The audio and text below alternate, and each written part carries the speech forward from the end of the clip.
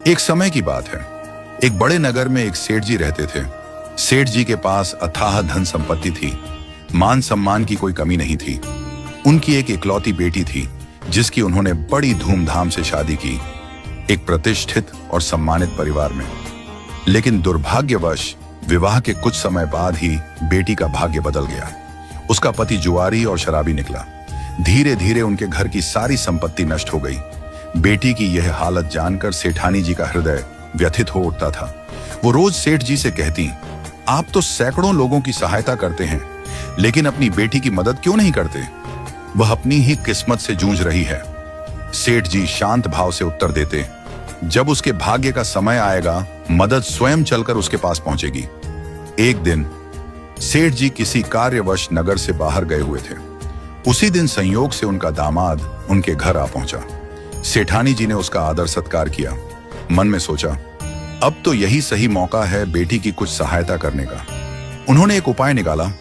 मोतीचूर के लड्डू बनवाए और उनमें छिपा कर रख दी सोने की अशर्फियां। जब दामाद विदा होने लगा तो सेठानी जी ने प्रेमपूर्वक उसे 5 किलो शुद्ध घी के मोतीचूर के लड्डू उपहार में दे दिए। उनके मन में संतोष था, चलो बेटी की मदद किसी न किसी रूप में हो ही जाएगी। मगर दामाद लड्डू लेकर घर की ओर चला, पर रास्ते में सोचने लगा, इतने भारी लड्डू ढोने का क्या फायदा? बेहतर है यहीं किसी मिठाई वाले को बेच दूं। उसने पास की मिठाई की दुकान पर जाकर वे सारे लड्डू बेच दिए और जो पैसे मिले वो जेब में रख लिए। उधर सेठ जी उसी दिन लौट रहे थे। रास्ते में मिठाई की दुकान पर रुके और लिए कुछ मोतीचूर के लड्डू खरीद ली। संयोगवश वही लड्डू सेठ जी को मिल गए जो कुछ ही समय पहले दामाद बेचकर गया था। सेठ जी लड्डू लेकर घर पहुंचे और हंसते हुए बोले, देखो भाग्यवान, आज मैं तुम्हारे लिए बाजार से ताजे लड्डू लाया हूं। सेठानी जी ने जैसे ही पैकेट देखा, उनकी आंखें हैरानी से फैल गईं।